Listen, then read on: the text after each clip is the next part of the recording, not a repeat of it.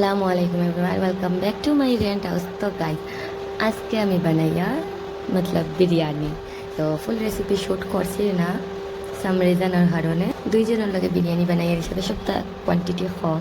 তো এখানে হইলো বেরিস্তা, এখানে হইলো মাংসর গ্রেভি, আর এখানে হইলো রাইস বয়েল।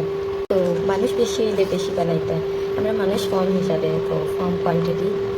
তো আগেও আমিও বানাইছি, আমার ফোনা চ্যানেলে তখন আপলোড করছিলাম, বাট এখন আর রেসিপি শ্যুট করছি না, জাস্ট সিম্পলি আপনারা দেখাই কম করে কিলা বানাইয়া, কম বানায় বহুত বানাইয়া 1/2 কিলো হইব রাইস। আজকে স্পেশাল ওখান মটকার মাঝে বানাইয়ার মতলব দম দিয়ার রাইসও দেখলানি মটকার সব জিনিস দিয়া দিছি, জাস্ট ফুড কালার দিছি না, একটু জন্য ফুড কালার দিয়া দিলাম, ইন্ডাকশনও বানাইয়া। বিরিয়ানি কমপ্লিট হয়ে গেছে, পুরো পারফেক্ট আলহামদুলিল্লাহ। তো আমি সার্ভ করতে দেখাই আপনারে।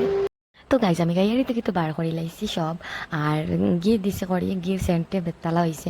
আর আমি তো আপনার লগে ফুল রেসিপি শেয়ার করছি না, যদি আপনারা আমার ফুল রেসিপি দেখতে চাইতে কমেন্ট করে কইবা, আমি ইনশাল্লাহ শেয়ার করবো। আর আমার হাজব্যান্ডে খুব তারিফ করছেন আলহামদুলিল্লাহ। থ্যাংক ইউ ফর ওয়াচিং, আল্লাহ হাফিজ।